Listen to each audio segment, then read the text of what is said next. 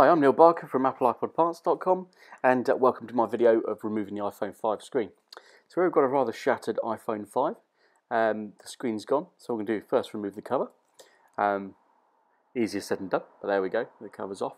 And basically iPhone 5, as we know, goes back to the ethos of the 3G, 3GS where the screen comes off first, unlike the 4 and the 4S where the screen was the last thing. So we've got our 5-star pentalobe screwdriver. You can get all the tools from AppleiPodParts.com. We're also going to use the iSesamo. What a wicked tool this is. I love it. We use them everywhere and we sell them also on our site. And then a crosshead screwdriver. That's more for the internals and not necessarily for removing the screen. But this is just a screen removal, and obviously the classic spudger.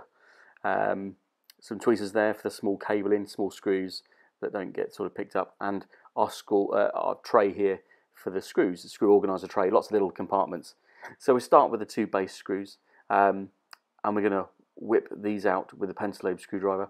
Dead easy. You'd obviously be careful. You need a good quality pentalobe screwdriver because sometimes they tend to, the screws, you know, they're 5-star. If you use a mangled screwdriver, they're going to mangle the screws, then make them hard to remove. So we remove these 2 screws, quite long specialist screws. And there goes one, and here comes the other.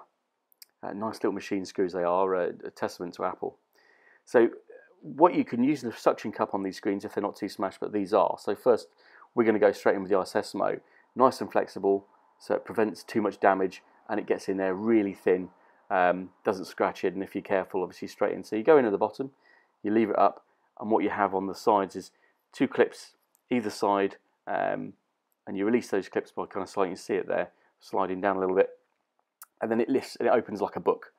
Obviously, you've got to be careful not to open it too far. You go too far and you damage the cables. And these have a nice little keep plate here that hold the cables down with 3 screws. They're all crosshead Phillips, and again, you can get everything on our site: screws, screwdrivers. And the first one we're going to remove in this sort of top right, that's non-magnetic, and these 2 are magnetic. So that one's come off there. We put that in a little screw organizer. And this one's going to come out by magnetic, yeah, it's magnetic as well. For some reason the first one isn't magnetic, not sure why. So we're going to use the tweezers on them. Fiddly little thing, especially when you get it back together. So you do that, and then what you want to do, use the tweezers, and we're going to lift this keep plate. It doesn't lift up per se, there's a little clip on this bottom corner, it kind of hooks in. So you're going to release the hook, and then the plate will come away quite nicely. There we go. So once the hook's released, the plate comes off, and you're left with 3 connectors.